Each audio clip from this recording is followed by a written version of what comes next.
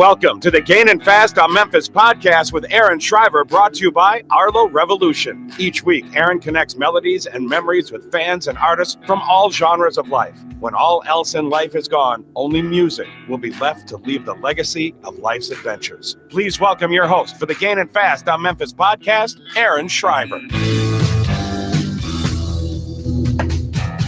What is going on, everybody? This is going to be a good one. I feel it tonight. I'm excited.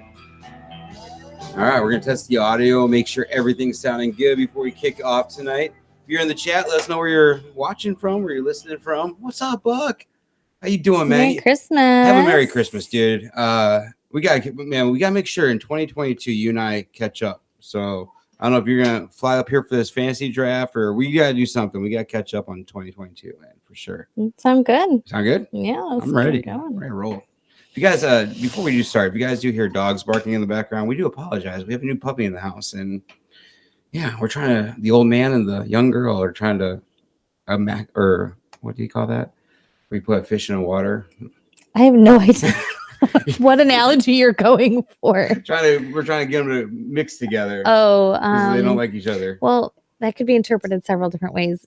We're trying to get them to coexist, to be friends, companions, friends. Yeah, but you know how you put the fish in the water? You gotta have them in like the warmer water first, you know? Acclimate. There you go. That's the word I was looking for. All right, y'all. Moving on. All right. Hello, welcome everyone to season 5 of the Gaining Fast on Memphis podcast, a place where you connect melodies and memories. I'm your host, Aaron Shriver. And I'm your co-host, Jillian Shriver. Our mission tonight is to provide a platform for motivated singers, songwriters, passionate fans, or someone who's making a difference in and around the music community. We hope everyone listening leaves inspired with a positive outlook on life and begins connecting their own melodies and memories. Tonight we are presented by our good friends at Arlo Revolution, cinematic wedding films, music videos, and promos. Find them at arlorevolution.com. One tree planted. For every 1,000 downloads of the show, we plant a tree with one tree planted. Download the show on your favorite podcast app today. And then finally, pod decks. Pod decks are the hottest tool to get your next great interview, unique interview questions in the palm of your hand. They'll play a role later in the show, so we're excited to have them on board. Our 2 on-screen sponsors tonight is Art on a Higher Wire by Joel, original custom artwork inspired by your life moments, treasured photos, and memories. And Corey Oliphant, the original church choir. Each week, I'm honored to have Corey and the OC as sponsors. If you enjoy listening and you are looking for ways to support or sponsor Gaining Fast on Memphis, then head over to our Patreon page.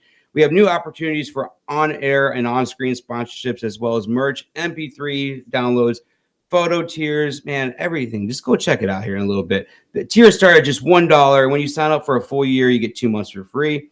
If Patreon is something you can't do right now, the next best way to support the show is like, share, review, and subscribe anywhere you can find the show. If you're listening to this on a streaming platform, please click on that rate button to help us out with a 5-star review, especially on Spotify. If you guys are downloading it on Spotify, check it out because they just added a new review system on there, which I love. So we could definitely, but if you guys are listening to this back and it's not normally Monday or Tuesday, tune in live if you can, because we are live every week on Facebook and YouTube, and you can interact with the guests and have fun. You can be a part of the podcast, ask questions every week, and just jump in. So I'm ready. All right. Yeah, catch up on all that. Here we go. Hello, quit barking. He must have known we were talking about him. I know. That's why I was like, I was trying to listen for a minute before we jumped into the show. I was like, I'm gonna wait and see. Thanks, buddy. The old man. I don't think he hear himself bark though.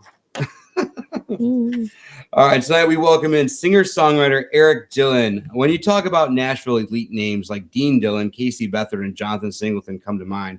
However, there's one man that is on my Mount Rushmore and a lot of Mount Rushmore of songwriters out there, and that is Erik Dylan. The raw emotion that goes into his songwriting makes him a one of a kind. I'm honored to discuss the melodies and memories that make up his journey. We're going to go ahead and welcome Erik on right now.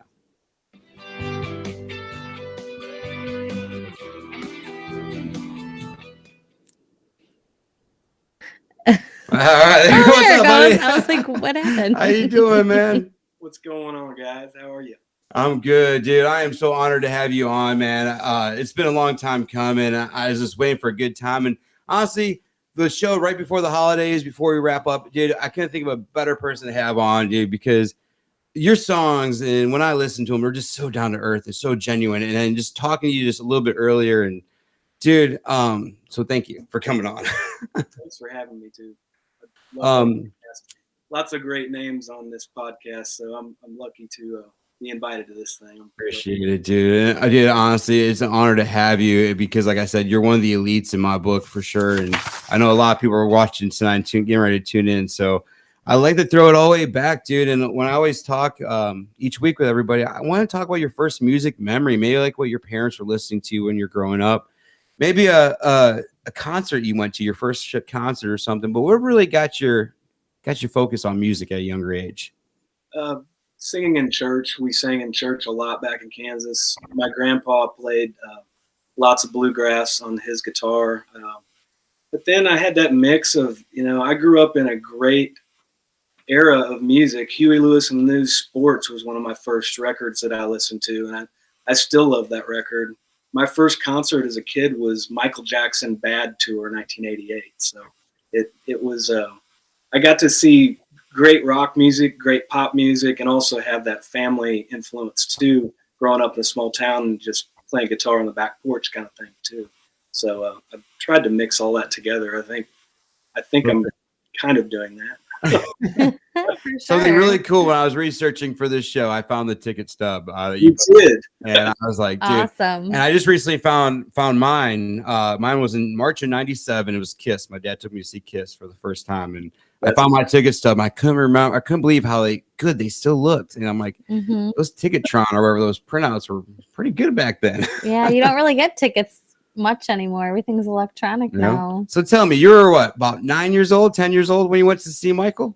I was in third grade because the way I got to see Michael, a fourth grader told everybody. We had shared classrooms in my school, third and fourth grade together. We were small.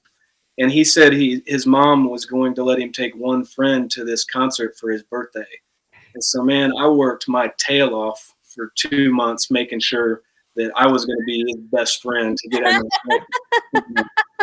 And I did. I mean, I don't know why he picked me, but he did it. And we went to the show with his mom, and it was awesome.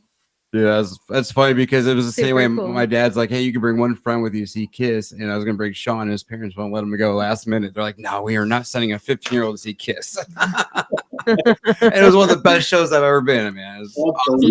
Yeah. So growing up and singing in church, man, you could definitely hear that because you're what, third, fourth generation farmer too?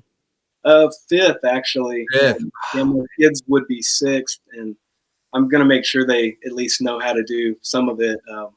Yeah, we've been there a long time in Northeast Kansas. So you have three boys, right? Yes. Yeah. The youngest was this, what, Thanksgiving baby? Yeah. Dude. Yeah. Very cool. Congratulations. I think we were in the hospital once on Thanksgiving. Yeah. But that's because he missed his fingertip with the potato peel. Yeah, or cut the tip of his finger off.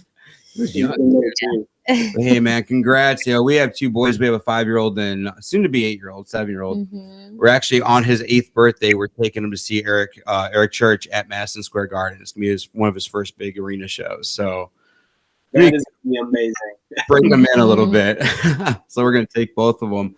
I know we're gonna get more into that, a couple questions later about being a dad, but for you, growing up, would your parents play like a heavy influence you on like the music we're talking about, but kind of into your songwriting too? What really got you kind of focused in maybe your first song or really into the writing aspect of it? I think Bruce Springsteen said it best on his Broadway show. I don't know if you guys seen that, but I'm sure you've seen it a million times. But Bruce said we write vicariously through our fathers and grandfathers, and that's kind of that's why I came to Nashville, was to write about those stories, because I can't do that and also write songs about it at the same time and get them on the radio. So I feel like that's what I do as a songwriter, and everything that I write has to be something I can come back home and play for my buddies in high school and their kids and my family, and be something that they think is authentic to who I am and where I'm from. Mm-hmm. So. I love that, man, because I relate to a lot of your songs, mainly because I am very hardly a family man too, and my grandfather is probably one of the biggest heroes of my life. I lost him in 2000, so it's been 21 years since I lost a guy, but like I think about him every day. And I Fishing Alone, dude, that song, I know we'll hear it a little later, but that song hit me hard, dude, when I first heard it. And I know you get stories all the time, but Do you remember the first time anybody ever told you a story about a song that you wrote kind of hit them? Do you remember just kind of like feeling that way? Or Fishing alone, I get a lot of messages and conversations after shows about that song, and I didn't know it was going to affect people as much as it affected me when I wrote it. So that's been that one song that I feel like was a personal song and also a universal song. And those types of songs, I mean, I may only write one song like that in my life that connects like that. So I'm just glad I sat down and wrote with Doug Waterman that day on a really bad day. I mean, my grandfather passed away, and I had no clue that Doug's dad had passed away a couple years prior. And that's where the Arkansas fishing line came from, because he always wanted to go fly fishing with his dad. So that's where we got that one. Yeah, it was that one that definitely hit. So we'll kind of I got a little off track for a minute because man, so many good songs out there we could talk about. But what got you the itch to finally move to Nashville? I know you went to Middle Tennessee State University. Yeah. But finally, did you kind of go down there to maybe take a little trip, a couple trips before you moved, or do you say I need to be there? This is where I need to go to? I thought I wanted to be a recording engineer. That's what I didn't know. I didn't know that I would be a songwriter in Nashville. I honestly didn't know that you could make money writing songs for a living. That was new to me when I got down here. But I bought the album Steve Earle Transcendental Blues when I was in my junior year of college in Kansas, and fell in love with it. And it kind of melded the country aspects and the songwriting aspects and the rock aspects that I like. And I thought, man, maybe I could go do something like that in Nashville.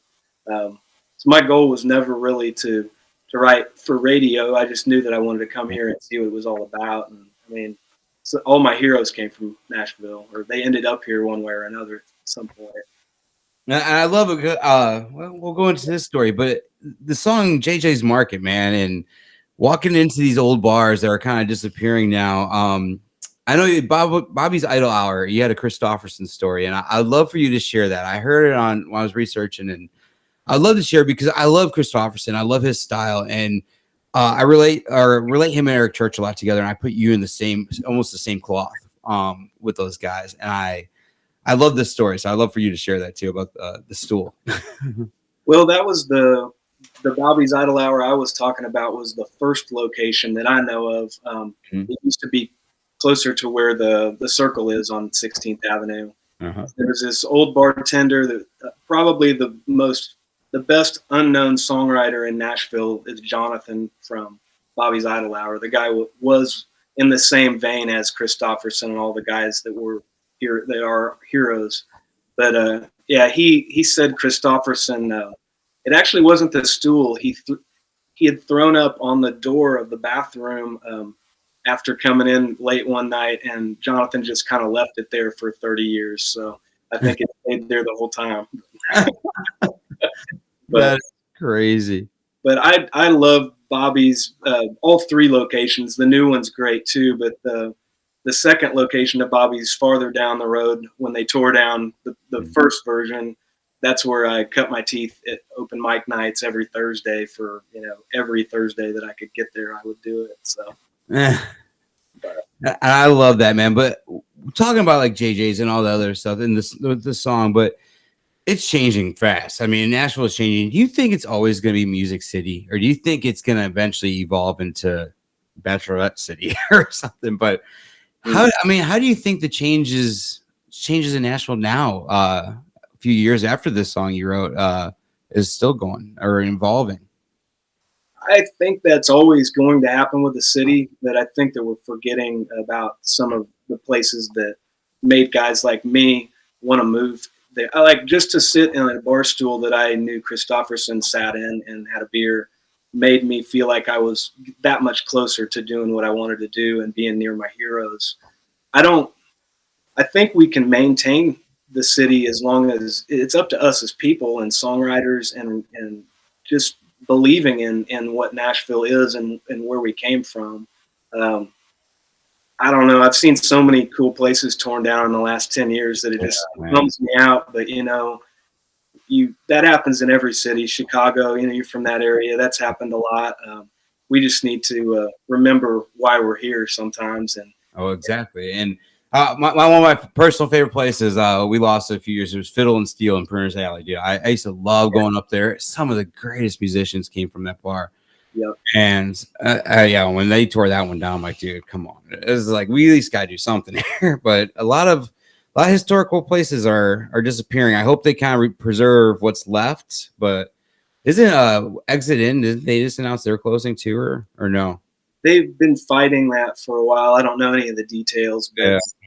I hope it doesn't. Douglas Corner closing was one of the saddest moments for me because Douglas Corner was a staple for songwriters, and also that's where Guy Clark performed his favorite live concert that he's ever recorded. So I always listened to that record and knew that I was in the same room that Guy Clark was in when I moved to town. So I love that it's history, man. There's a place here in Milwaukee. I don't know if you've got to play yet, but it's the Rave Eagles Ballroom. I talk about a lot, and it was one of the places that Buddy Holly got to play and stuff like that. And I just go in there and it's like I think of the history that's been here, and they ever get rid of this, I'm like, dude, you guys preserve the history.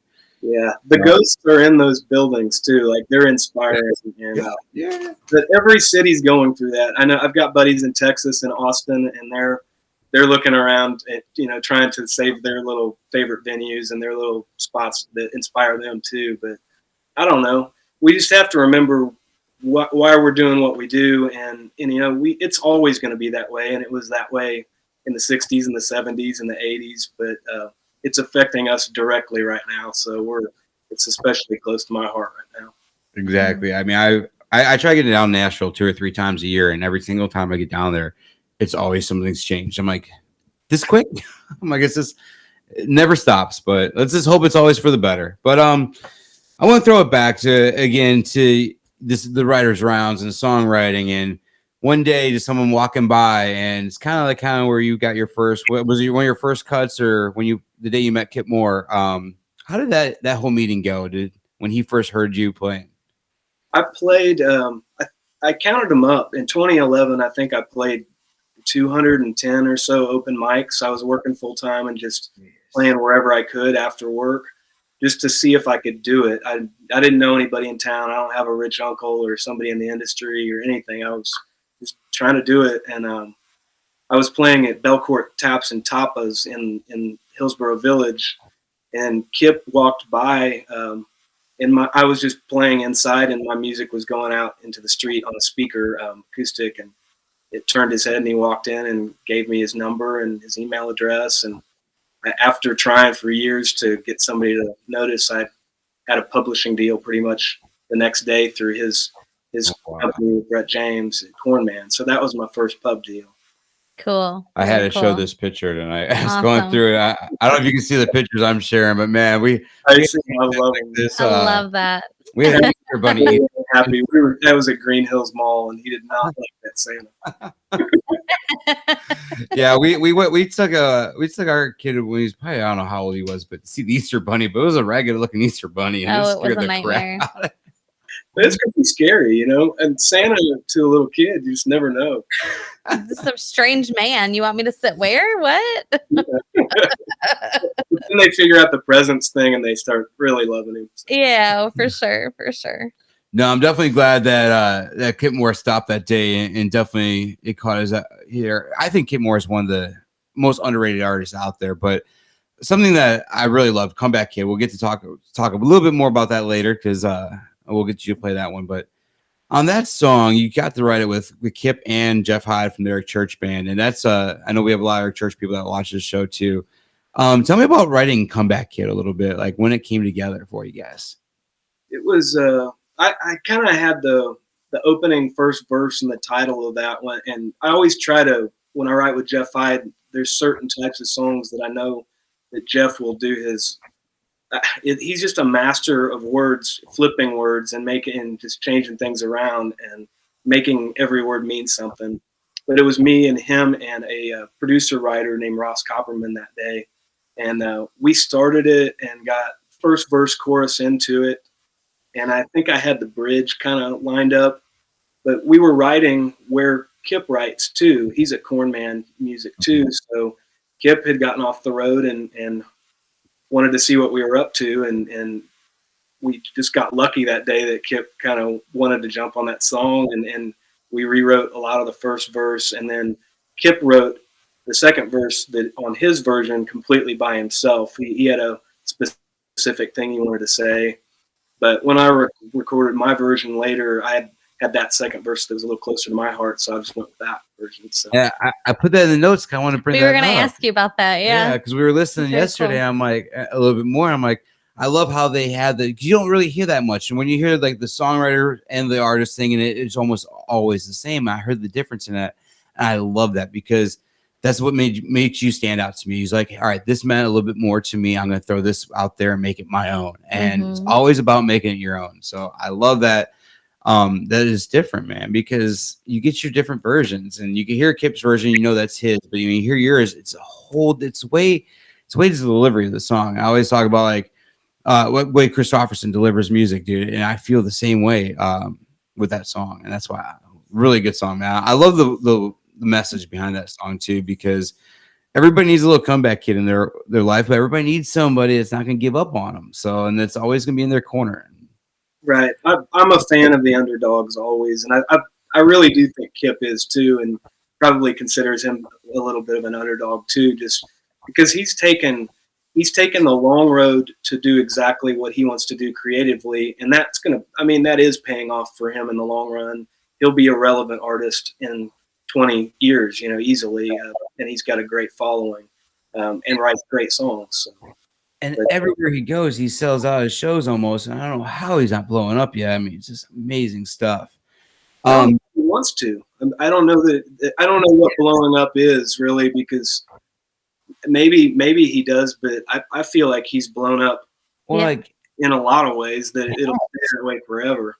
And that's why I love it. Like it's different for everyone. Yeah. You know? But he'll come up to Milwaukee and dude, it's just like it's crazy. I love his shows. Yeah, he puts on a great show for sure. His shows, so yeah, great live show too. Yeah. So we talked a little bit about Jeff Hyde writing it, and you've worked with a couple other members of Eric Church's band. Leif Hendricks, I know, has played bass on a few of your albums, but Driver Williams, you guys have wrote. I mean, Touchdown Town was one of my favorites with Driver.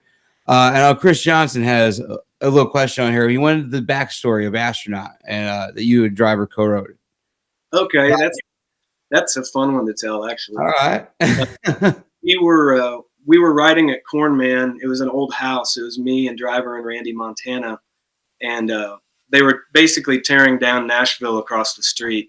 There were nice little houses that were just being pummeled, and guys with jackhammers and everything. And there was a track writer, a track producer is somebody that works, you know, a lot in Pro Tools and is mixing and trying to keep it quiet in his room when things are going on. And he walked into our room just like livid that this guy was running a jackhammer across the street. And I guess it was just maybe the blue collar in me, or I don't know what it was, but it rubbed me the wrong way. And I was like, we sit around and write about our feelings all day and turn them into songs. That guy gets on a jackhammer at 8 p.m. and stays on one till 4 p.m. I was like, I think we should shut the F up on this deal and let this guy just do his job. We can write this song with a jackhammer in the background. And so we started talking about Concrete and wondering what that guy was thinking about. And that's what we thought he was thinking about that day. I love that, man. Yeah. So when you, how did you end up getting hooked up with Driver? How did you guys end up meeting?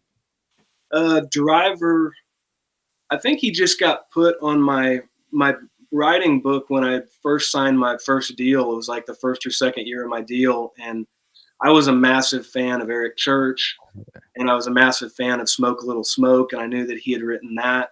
And we hit it off the first time we wrote and just became really good friends. Our families are good friends. The kids are all about the same age. And we both come from a similar place musically. And Driver really doesn't get enough credit for his lyric skills. I mean, we all know him as a guitarist, but Driver's the guy that comes in with amazing ideas, and they're quirky, weird ideas and fun ideas to write and try to just untangle. So Driver always, I feel like he saves a lot of that stuff for me when we write, and we just have to talk through it for a couple hours and figure it out. But Yeah, I love that because like when you talk about Eric Church's band and stuff, like, and Hyde's a big writer. Driver and Hyde are complete opposites of the spectrum, I would assume, like writing with them.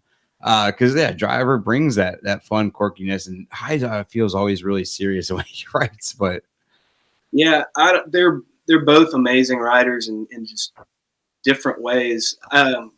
Jeff is such a great acoustic player and just an amazing singer too. Jeff, I would listen to Jeff Hyde's voice for days. I mean, that solo record he did with Spillman is amazing. But Jeff he has a way of saying things that no one else that I know in this town says them. Like I can usually pick out a Jeff Hyde line in a song and know that was Jeff before I look at the liner notes. That's awesome. So I know you talked about being a big Eric Church fan. So if you got to write with Eric tomorrow, what idea would you bring to the table? What would you want to write with Eric? I mean, what would kind of be the influence you'd go with him? Man, that would be tough because I would like a little more advance notice if I was going to get that right, because I'd work about a month on ideas to figure that one out. I think with him, I think the small town hard work aspect of what I do, I think parallels a lot of what he did in his earlier music that I fell in love with. And a lot of it too is just like seeing how you vibe in a room with someone.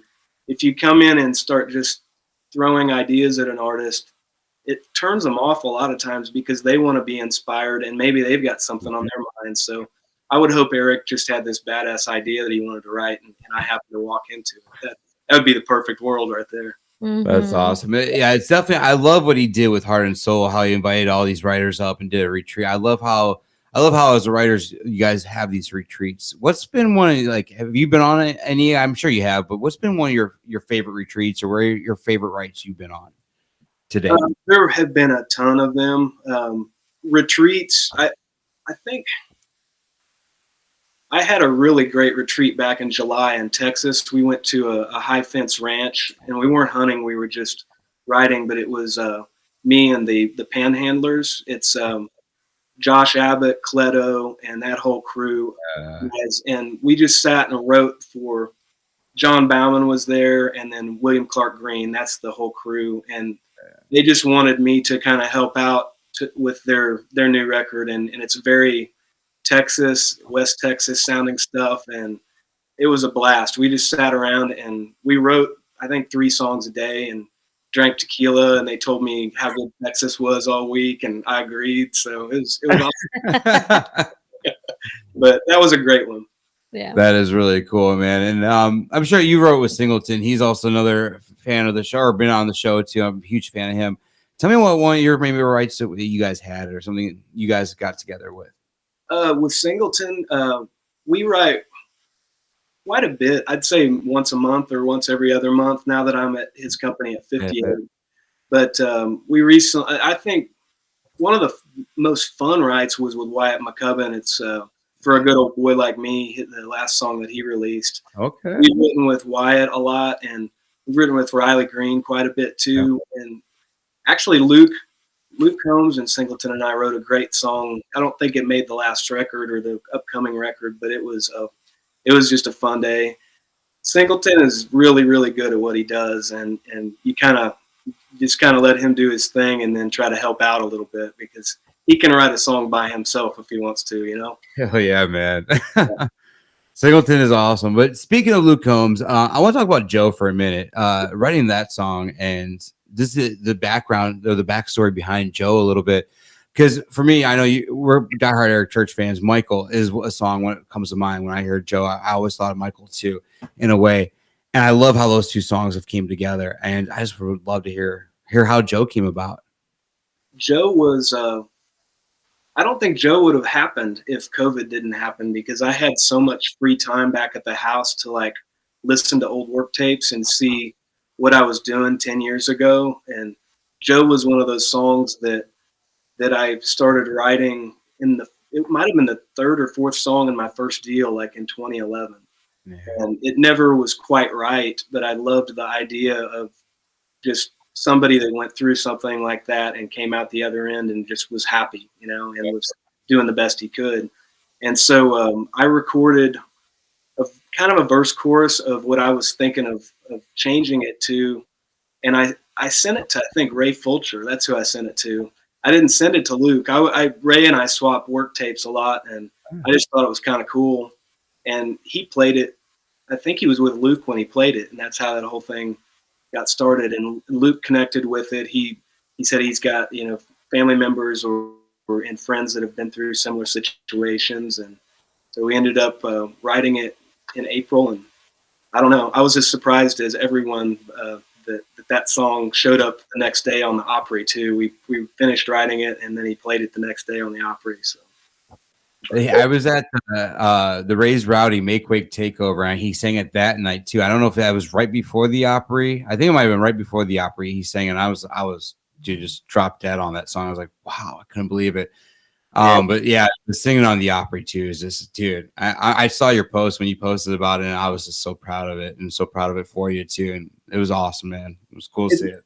It's really, really, really hard to get songs like that recorded by major label artists, and that just because Luke recorded it because he loved the song. He wasn't thinking about radio. He wasn't thinking about anything else. He just knew that he needed to record it. And so, I mean, I won't get that many songs like that will be recorded in Nashville. And so that meant so much to me that he you know, played it on the Opry. I mean, I was getting phone calls from people saying he was playing a song and mentioned my name, and like, crazy. I think you got the wrong song. That's one thing I love about Luke Combs, man. He awesome. definitely he remembers the guys that got him where he's at, and I love that about him. Yeah, he let me open for him in New York. I think there were 200 people there. It was right when Hurricane came out, and I opened for him that show. And then 3 months later, it was like this. It just went so big, so quick, and just blew up. And it was such a cool time to see all that happening. And I think back at that show a lot of just, you know, playing a small venue and opening for Luke and hanging out afterwards and just talking about, you know, how cool it is to be playing for a 200 cap venue, you know? Right. Nice entertainment of a year, man. It's crazy. Speaking about being out opening with people, we are located outside Chicago, and one of our favorite places to go to is Joe's Bar and Weed. And I know you've been there a couple of times, Riley Green, Josh Abbott. You got any cool stories from Joe's Bar, or just maybe Chicago stories? And I love Ed Warm, so That's a badass dude. He's amazing. The coolest story I've got is from Bub City. You ever been there? Yeah. Dude. Oh yeah. So Ed put my band in to play Bub City. It was like, I think it was like a Sunday night, and there was the guy that was doing the high wire walk across the river in Chicago that they televised on Discovery Channel. Mm-hmm. Just so happened that Ed put us in Hotel Chicago up the road from the bar, and our room looked out on the guy walking the high wire on Discovery Channel. So we got cool. from our hotel room. So I'm like, Ed, we'll play for free if you hook us up with rooms like that, you know. And they had roped off the whole hotel. You had to be staying at the hotel to even be anywhere near that area. So we were just like pre-show tuning guitars, you know, deciding what the set list is, watching this guy walk across the river in Chicago on a high wire. So that's about all I got. We've had great times at Joe's on Weed. That's one of my favorite bars around. I love it, man. So many great shows. I got to see Church there back in, I think, 2007 was the first time, and I've been in love with that bar ever since. So definitely love it. But for you, man, before we move on to our next segment of the show, I want to know what was your biggest full circle moment up till now so far? Because I know you always like just talking now with you about a lot of Ray Fulcher, a lot of the circle. There's a lot of people we've had on the show too. So Nashville's a very small town. I always notice everything's very small. For you though, what's been your biggest full circle moment up till now with music? There have been a lot of them because I try to celebrate every little victory along the way. I mean, all the way back to open mics and somebody telling me that they liked one of my songs. But one of the coolest things recently for me, I have a guy that I've been following and kind of mentoring from Kansas for the last 4 years.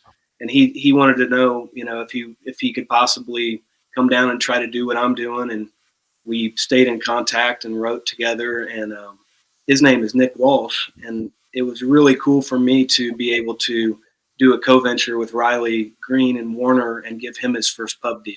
So he signed that last month, and to me that was full circle, because I was like, I feel like there was a little part of me that helped get a little guy from Kansas, where I'm from, a publishing deal, and he's a great songwriter. But just to be able to put him in front of some people and say, hey, look at this guy, he's really good. Oh, dude, that is awesome though. Yeah, this is cool. Yeah, because because you've had his back and you kind of helped him out and give him his little push, and then he got to where he's going. I mean, he worked his ass off and got there. So I love that, dude. Yeah, and he'll have many more cuts than me, and I'll be like calling him, asking him if he can. Hey, remember me? Can you hook me up? Hey, buddy, can you get me in a room with this? Come on. Yeah. I showed this picture earlier, and I wanted to save it and bring it back and talk about it. But man, Pinewood Derby days, I love those, and I cannot wait. We're gonna probably start next year or two, get the boys signed up into Cub Scouts and Boy Scouts, everything. But dude, this is impressive. 4.999, man. How'd you build this? You gotta give me your secrets here. The weight on it is great, but because I got it to that weight and the way I did, it was a train wreck of a race, and there were lots of tears. Oh. So what I did is I took thumbtacks and I stuck them underneath the car until we got to the heaviest weight they would allow. I didn't realize that the rail underneath the car would catch the thumbtack as it was going down. And slow it down. I don't think that car even finished the race, and it was a mess. There were lots of apologies from Dad after that one. Towns did not win, but and then Hawk, the youngest, they let him run a car just for fun at like 2.5, and he didn't do anything to his, and it was like lightning. Of course, right? Of course. Yeah. Youngest, and yeah. I remember making these with my dad. He would always go out to the garage and he would like just bore holes in the bottom and put bolts in there and put nuts on them, weigh it out, and just wait. He'd add a couple little nuts, and then he would take one off, weigh it, and weigh it out perfect, and have washers on. I'm like, man, I think we still have them. We start cleaning up the house, we'll probably find them one day. But I remember all that. All right, before you move, go ahead. Just test it on a regulation track. I was really fast at the house. Nice. We do have one more question before we move on. It's from Chris Johnson again. See what he thinks about working with in the future. Warren Ziders, man, that guy, dude, has a voice. But man, what do you think about him? I love working with Warren. I met him this summer. I wrote with him and Randy Montana, and then we just have continued to write really cool songs. And I love him because he knows who he is, and he doesn't really want to he doesn't want to bend to try to get on the radio. He wants radio to kind of bend for him, or just not. So he just knows who he is in every way. And for me as a songwriter, those are the artists that I want to work with. Like I want the LV Shanes, the Riley Greens, the Luke Combs, I could name a million more. Yep. They walk into a room and you're like, oh, thank God this person came here for a reason other than just to be famous. Yeah. They have something to say, and that's who I love. I mean, he's great. Warren's going to be a massive star. Oh, yeah. Well, how do you feel about Warren, I know he blew up on TikTok. How do you feel about digital media or social media like that and the way it's working for artists? I know I haven't read into it. I saw the headlines say about Gary Allen was saying some stuff about radio and stuff, but how do you feel about that? Maybe just kind of overnight or kind of having that success on those media sites.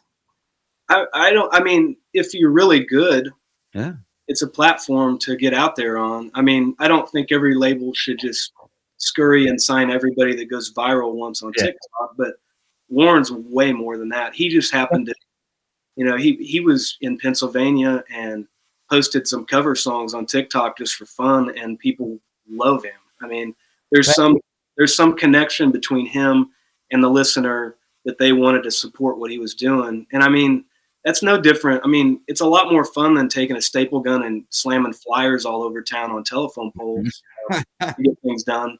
But there's lots of different avenues, and maybe that doesn't work for an established artist, but maybe it does too. I mean, I don't I don't know. I don't hate it. I don't love it. It's just another platform for people to get discovered and also interact with their listeners. I think I have one post on TikTok and I've checked it once, so that's about all I've got. But I don't do a whole lot with social media. Yeah, I think it works, man, and it lets you be you. It kind of gets you out there. It's a good platform to actually, and like you were saying with Warren, show who he is, show how he would cover a song and how and build his own fan base as his own. And I think it's awesome, man. I agree with you that maybe if you go viral once, maybe not get a record deal, but still, I mean, I let you build your fan base the way you want to build it, and that throws it back to what we were talking about Eric Church earlier, doing it his way. And I love that about people, man, when they do it their way, because you're gonna get the best artistry, I feel, out of that person when they're not limited or their hands are tied behind their back, so what they can and can't do. So, and Warren has a vision for who he is as an artist, and I think you can always test the songwriters to see if that artist is going to do something in town. And if you talk to the songwriters in town, they all love writing with him. And yeah, man, that's a great sign of this person has something to say. Yeah, writing good stuff. So, but very I cool. love that, dude. Very cool. All right, we're gonna move over to our Powered by Pod Deck section of the night. I pulled 2 cards earlier, and the first one I pulled was, if you could go back in time and change the outcome of any one historical event, would you, and which one would you change? I thought about that, and there's a lot of things that I would want to change, but I don't think it's my job to change those, because I don't know. I wouldn't want to be responsible for the repercussions of changing something. I mean, I thought about this question, it took me to Back to the Future. Like, Marty McFly had taught me a lesson about that. Isn't that the truth? I don't know. That scares me. There's a lot of bad stuff that's happened in the past that I would love to change, and I'm just afraid that some other person would make all that bad stuff happen again a few years later, not knowing. I think we should learn from everything. So, but there's a lot of things that I would change, but that's not my job. So I'm not going to. Exactly. I thought about it too. I'm like, all right, I'm going to come up with an answer on it. And I think mine was 9/11, pull a fire alarm 30 minutes before. Yeah, that would be. That's right where it took me. I'm like, pull a fire alarm 30 minutes before all that happened and clear out that building. Yeah, I was thinking Germany, and I was also thinking slavery and all of these horrible things that have happened. And I don't know. There's too many. I would have to have a lot more opportunities. I need the genie in the bottle to let me do all of that. So Yeah. I agree, man.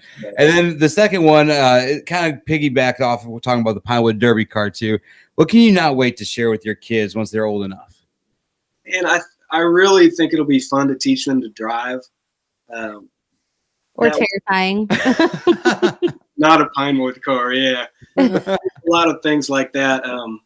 Just being patient enough to really, really teach them how to fish, and if they're interested in hunting, I just want to see what they're interested in and be around that. I've made a point not to shove a guitar in my kids' faces, because if they don't want to do it, it's fine with me. I mean, it'll always be in the room somewhere. So if they pick it up and want help, that's great.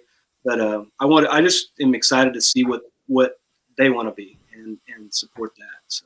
And that's kind of the way I feel too. Like, where just be their biggest support system, be there for them and support what they want to do and build off of that. So I know our oldest, he wants to learn coding, he wants to learn gaming. He loves being on his devices and wants to build his own games. Kid. So that's what we were focusing Christmas on this year, is more of the coding aspect of things and stuff like that for him. So, and the other one is not. Yeah. It's interesting how very different children can be coming from the same house, Yeah. It's so interesting. So how about your two oldest, very similar, or are they different in their way different? Towns is more like, he thinks things through and loves like Minecraft and Legos and taking his time and doing. He's meticulous about what he does, and he wants to do it right.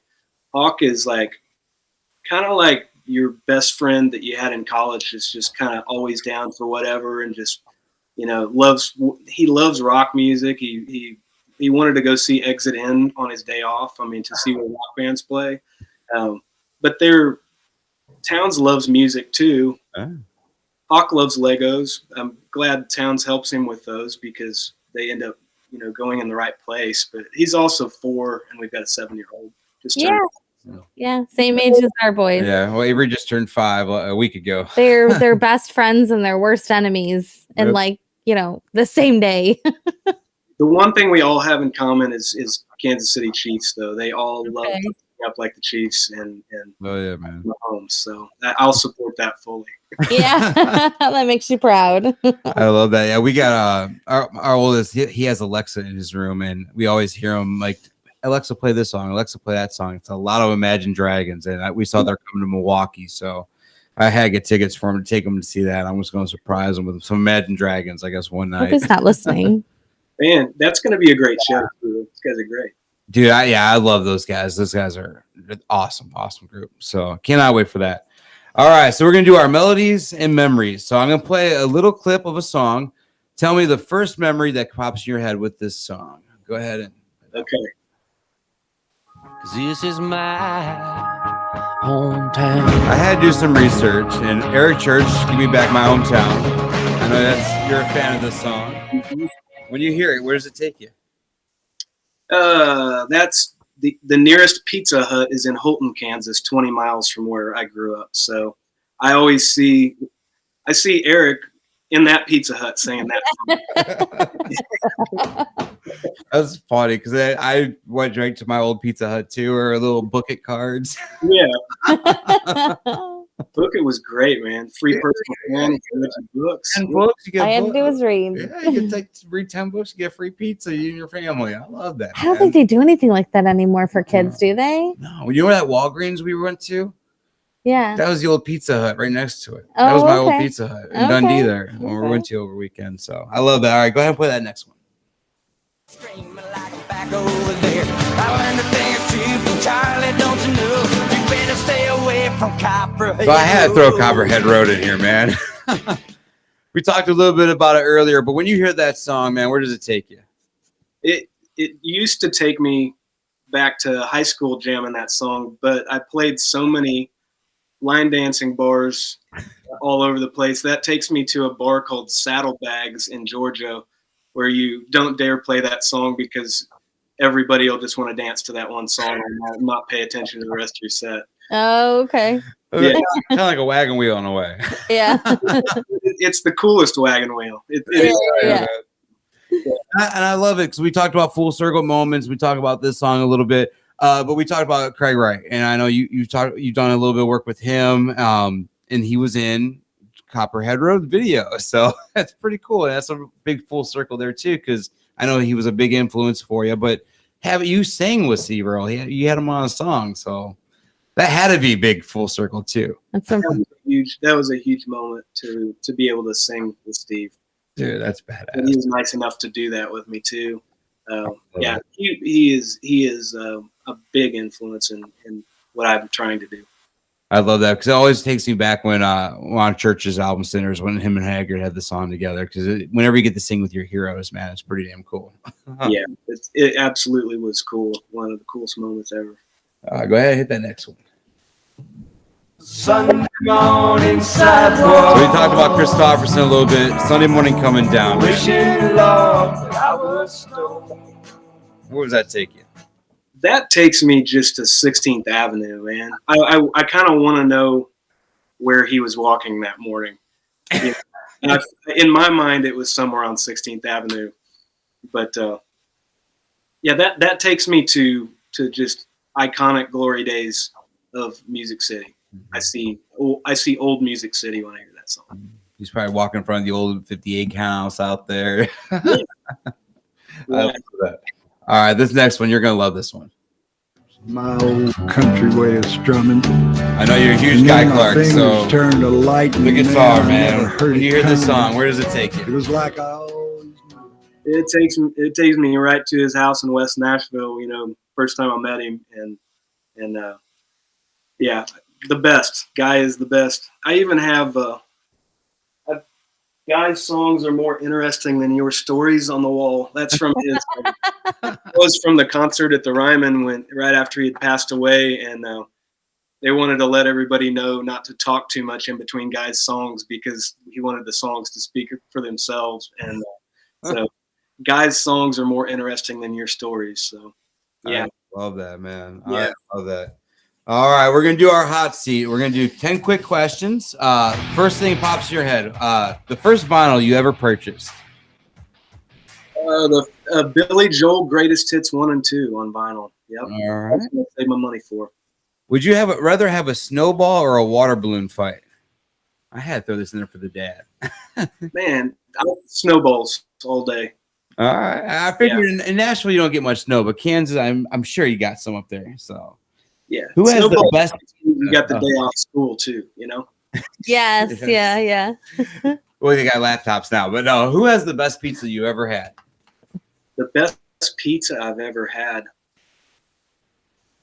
I don't know. I mean, I'm from Pizza Hut was 20 miles away. That's the closest pizza we had. My iconic pizza from growing up. So, what's the strangest thing you've ever seen in the movie? So I love Chicago style over the really crispy style. So, yeah. All right. What's the strangest thing you ever seen in the middle of the road? The strangest thing. Oh, we hit a Shetland pony that had already died, and somebody else had hit a Shetland pony in high school. And so we drove over the Shetland pony to see a dead Shetland pony in the middle of the road. That was the weirdest thing. That was like last week, Tyler Braden. They saw the hooves of a moose. They didn't know moose. This is the hooves. Yeah. But I need to reiterate, we didn't kill the Shetland pony. That's good. Good. It was already dead. It was dark, so we came up on we didn't know what it was. We already had a man down. Yeah. All the pony fans have lost me now. Yeah. You just went down by. What was the first car you ever owned? 1983 Ford Thunderbird. Okay. Dude, I had a 94 I think Thunderbird. my brother had a Thunderbird, didn't he? I had a 94 Thunderbird. You had a Thunderbird. It had hubcaps, so I went to a pawn shop and got mag wheels that were gold and painted them jet black to make it look a little bit tougher, which it didn't really achieve that, but it had mag wheels at least. I love that, man. That's cool. That's funny. What's one thing people buy that you think is a waste of money? I'm trying to think of what my one thing would be. I really don't know. I leave it up to people to buy whatever they want to. I don't like to get in the way of how they spend their money because I buy a lot of dumb stuff too. So especially after a year at home during COVID, our Amazon bill is through the roof of handy little things that we didn't know we needed. Yes. I love that. All right. Where did you go on a first date? So just tell me what location you went to on one of your first dates. It would be, we drove around Holton, Kansas because it was the nearest town. Yeah. I mean, I'm 45 minutes from the nearest McDonald's. I had birthday parties at McDonald's growing up because there's just not a whole lot out. And they still had the ashtrays on the tray too with the big M's on them. Yeah, and I think the hamburger stools. Kids could still smoke in there, Yeah, man, it was crazy back then. We always, if we did anything, it was more about having your driver's license and being able to drive. So we would ride around nearest town and make laps in the next county over and show the girl off to the guys that from the next county over that don't have one. I love that, man. What did you want to be when you were a kid? What did you think you were going to grow up to be? I wanted to play baseball for the Kansas City Royals. I thought I was going to play left field and be like Bo Jackson, but I was far from that when I got a little older and realized me and Bo were built way different. Bo knows. I love it. Amazing. He was as a kid watching him play. That was crazy. But yeah, I wanted to play baseball for a living, but that stopped, pretty good. I love that, man. I love that about that you've actually put that in your songs too, like Baseball on the Moon and stuff like that. I just love that, man, dude. So where did I know we're veering off of this. Where did the Cubs line? Who was the Cubs fan on that song? That I wrote that whole thing, that first line, the whole first verse. I just liked the way that it sounded, and I think of like iconic baseball teams. Mm-hmm. We grew up with 13 channels of cable in where I'm from. You had WGN. Yes, we had the Cubs, we had the Braves, and we had the Kansas City Royals. So, and I just love I love going to Wrigley, and I love that area of Chicago, and I really like the way it sounded when I put those things together. So stuck with it.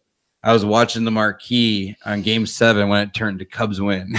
I was down there. I had to be in Wrigleyville. I loved it, dude. It was awesome.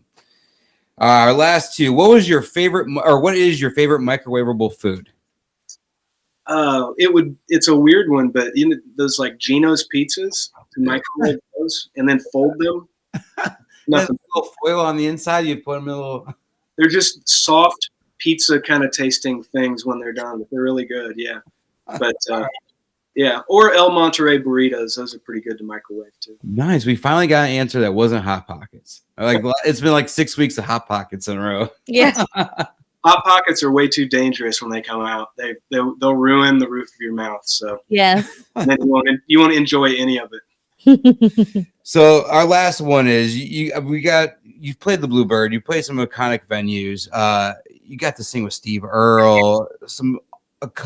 Joe was played on the Opry. You've got to accomplish some really cool things. What's still on Erik Dylan's bucket list? His music bucket list. What would you still want to accomplish or do in your career? I want to continue to put records out like I have been doing without wondering what they're going to do, and just do exactly what I want to release. And I'll continue to do that. I really want to just stay relevant in Nashville with newer artists too.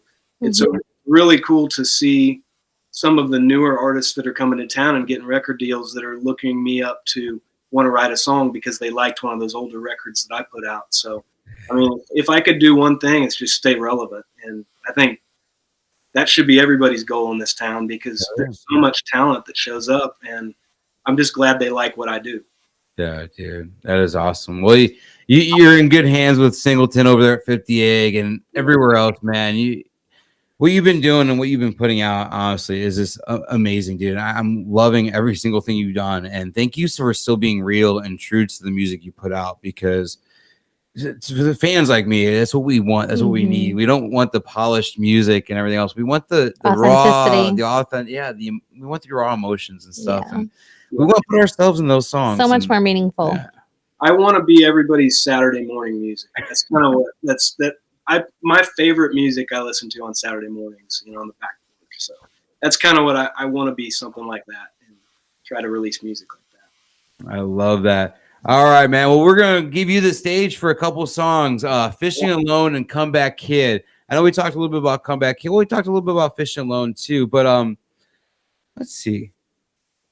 I'm going to say Fishing Alone. I want to see where there's something I want to talk about that, but I totally forgot what it was. I drew a blank about that song, but 13th Floor too. That was a good one. Someone's in there, but Fishing Alone, when you wrote this one, you said it was a bad day turned good, or a good song of a bad day. For you, and putting was your grandfather you put in the song, or? Yeah, it was a mixture between what I was going through and what my co-writer Doug had went through losing his dad. Mm-hmm.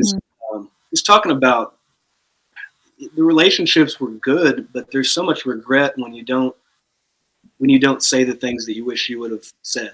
And that song can be as heavy as you want to make it, because we had a pretty good relationship, my grandfather and I, but there were still things that I wished that I would have done and said and cleared out, if I knew I was never going to get to see him again. And Doug had very similar situations with his dad. So I feel the same way. Like my grandfather and I, we always go fishing, and that was the one thing is like after I lost him, it was like always what I wanted to tell him and where I wanted to be with him and everything else. And that's why this song really hit deep with me. So putting things in perspective and, chasing your dreams and doing the things that you need to do in life, but also, being with the people that you love too. Exactly, man. Holding on, because you never know when it's over, man. You never know when the last day is going to be. So always definitely do what you can. Make that phone call. Answer that call when mom's calling you. Don't just hit ignore. Absolutely. All right, buddy. We're gonna give you the stage. I'll come back after the second song, bud. All right. I'll start with Fishing Alone since we talked about that.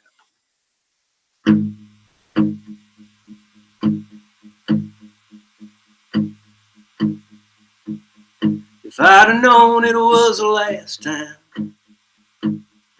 we'd be sitting on the shoreline.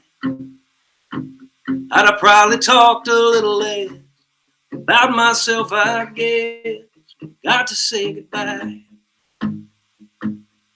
Lord, there ain't no crystal ball, ain't no writing on the wall. Next thing you know, something's wrong. Get the news, drop the phone, you're fishing all alone. We never fixed up that old car, she's still sitting in the yard. Never did make Arkansas to fish for rainbows in the fall. I guess you just lose track of time. I got busy, he got old. Well, I got lots of time to think about these kind of things, fishing all alone. Lord, I never saw it coming, but I guess you never do. I used to call him Sunday mornings, and I really don't know when. It turned to every now and then. We never fixed up that old car, she's still sitting in the yard. Never did make Arkansas to fish for rainbows in the fall. I guess you just run out of time.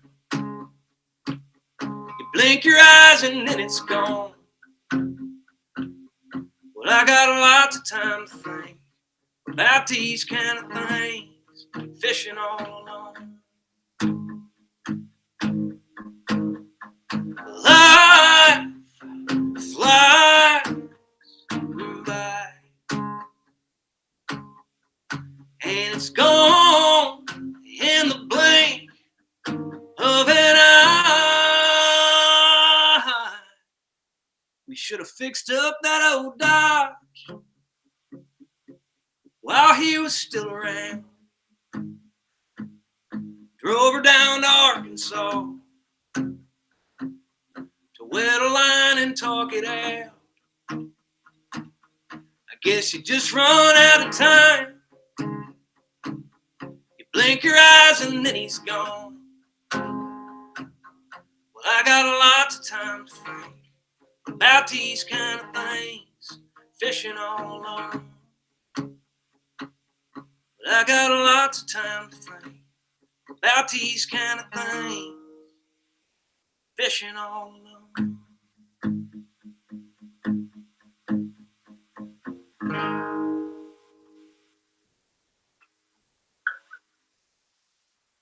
Let's see here. I'll play Comeback Kid too. We're talking about Kid back a long time ago.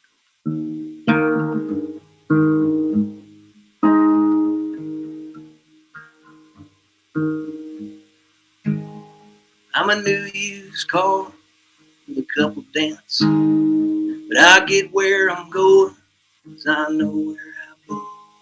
When it all goes south, I'll rise again. Just call me the Comeback Kid.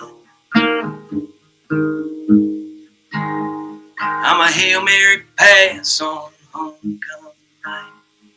6 points down, clock ticking by. Come hell or high water, I still believe I can win. Just call me the Comeback Kid. Whoa, whoa, whoa. Girl, I'm glad that you never did. Whoa, whoa, whoa. Give up on this Comeback Kid.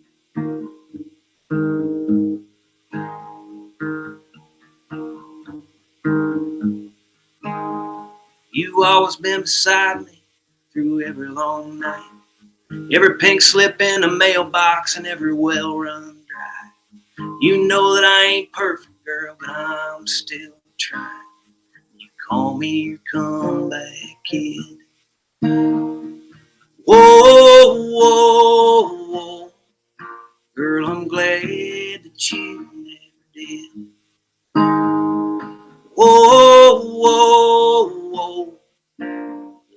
faith and you come back, kid.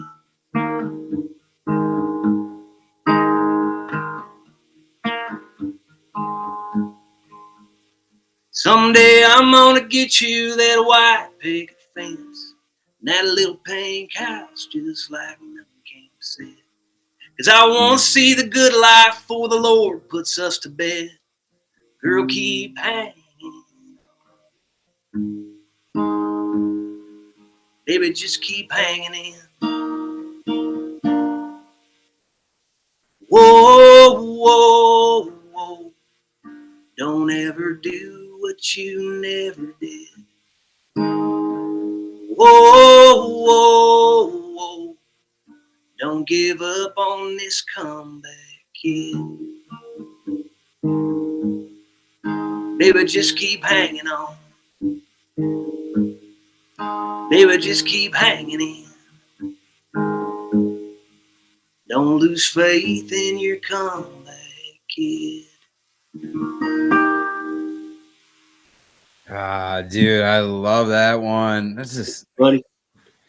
I love this story, and then we talked about the meaning behind that song because everybody needs somebody in their corner to make that comeback, and yeah, I love that, dude. So, and Jeff Hyde, that line when you hear "Don't ever do what you never did," yeah, instantly know that's a Jeff Hyde line, right? Yeah, yeah, that's cool. So good at that stuff. I kind of figured that was probably him because that's man, dude. His lines are.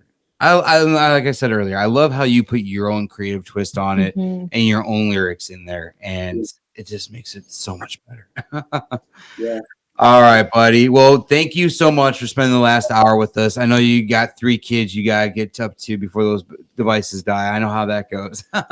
Yeah. Thanks for letting their dad spend some time with us. But we do appreciate it, man. Any final words before we let you go for the night?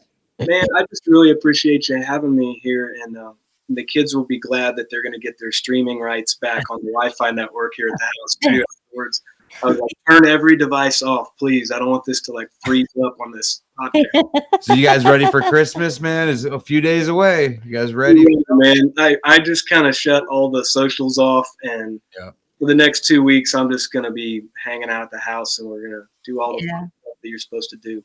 I love that. Absolutely. That's awesome. That. Well, we hope you guys have a wonderful holiday. Stay safe. Wish you a Merry Christmas, buddy. You have a good one. We'll see you in 2022 for sure. All right. We'll see you later. Thanks. All right, buddy. Bye-bye. Such a fun show tonight, guys. Oh, I love that. Oh, man. He's so great. Yeah. Had fun. It was a good show. Oh, absolutely. Love the stories. Love the authenticity. Love it. The real deal for sure. Oh, speaking of Christmas, it's gonna be crazy. You ready? No. We're gonna be up all night tonight doing stuff. I'll be up for a while. Yeah. Christmas snuck up on us. I don't think it did. Like I feel like it's been coming forever, but no, it's okay. I don't know. I get left more in your hands this year, though.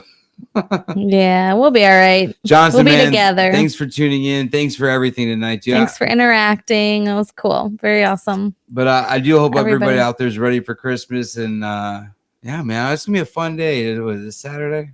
Was it Saturday? We're doing Christmas or no?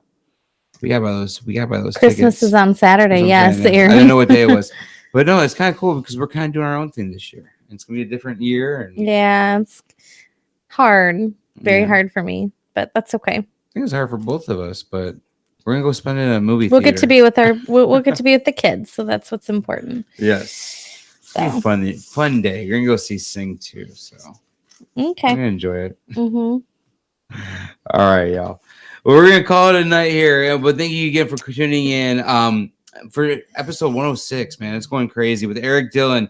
He's seriously one of like probably 5 songwriters writing the soundtrack to my life, and his songs are so down to earth, relatable, and real. I want to wish Erik nothing but the best, and I can't wait to see what he does in 2022. Don't forget to catch up on everything you missed from tonight and past episodes over at gainingfastonmemphis.com, and we'll see you guys next week with another amazing show. Merry Christmas. The Gainin' Fast on Memphis.